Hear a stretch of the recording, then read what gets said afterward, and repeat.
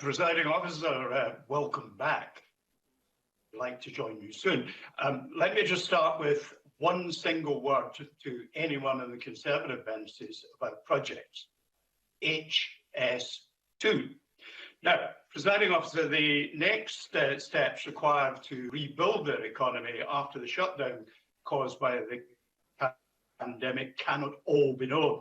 Indeed, some of what will turn out to be the most important steps may only be identifiable some years after they were taken. The immediate concern of government is to minimise harm to existing businesses. That's proper. Mr. Stevenson, will you pause just a moment? Pause just a moment. The sound is quite quiet from you, so if we could have that up a bit. And also, can I say to members, I can't hear Mr. Stevenson if you mumble. You'll appreciate it's difficult when somebody's speaking remotely. Thank you. Mr. Stevenson. The immediate concern of government is to minimise harm to existing businesses. That's proper because those businesses already established will be the source of employment for the overwhelming majority of those who will be in work in 6 months, a year, a couple of years. But I want to concentrate on where the real building of a new economy will take place. It will start, as almost all new businesses do, with small business. 10 years ago, Brewdog were a small brewery in my constituency with a handful of employees. Today, they're an international company worth in excess of £1 billion. So what helped them get there? New ideas, new money, risk-taking and risk-managing owners coupled with very good marketing. But even with all that, the outcome, certainly not the scale of the outcome, was very far from predictable. The new businesses that will be the new Brewdogs in 10 years' time simply can't be known today. So it's about removing barriers and being prepared as a public realm to be brave. Adversity creates difficulty, but it also spurs innovation.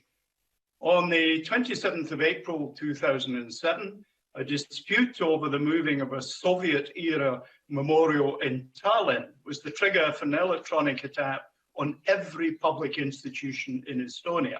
That's a country of 1.3 million residents. Today, Estonia has a hardened electronic infrastructure and is a leader in converting their country into a robust online commerce. One may become an e-resident of Estonia for a modest sum, currently €120. They've created an infrastructure for people around the world to establish companies, open and operate bank accounts. They've created secure and trusted electronic identities for their e-residents. A large cohort of foreign companies are now resident there. Without Estonia becoming a tax haven, their attraction as a place of residence is much more than that. There are plenty of other opportunities that we might look to.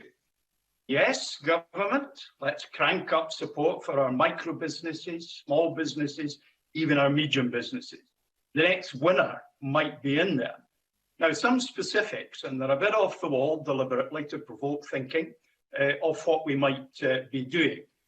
Let's direct our help to new ideas or reinventions of old ones in the expectation that in doing that, 80% of our interventions will fail.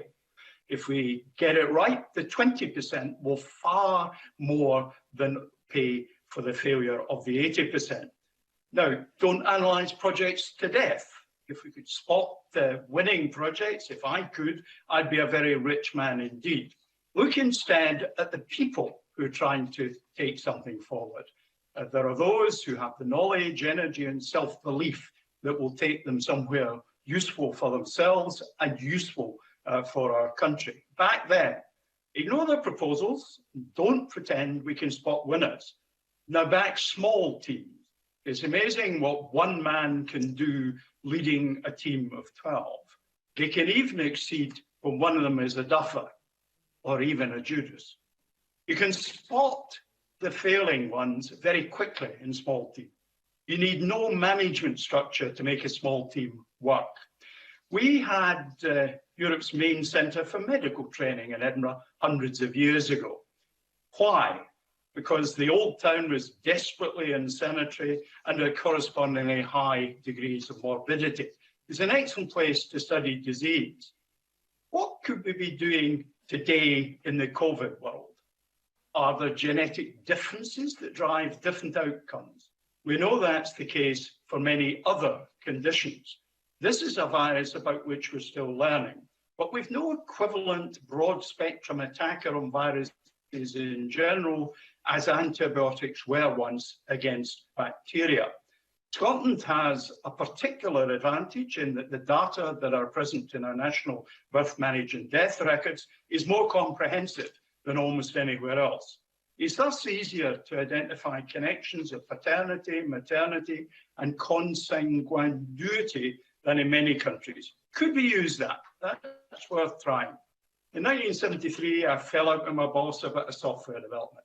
I spent the weekend in the computer centre pursuing my idea, showed him on Monday. I met someone a couple of years ago who was still maintaining that same software I developed 45 years ago. We may need a few more angry youngsters. Let's find them, let's support them, and I'm not volunteering, Presiding Officer.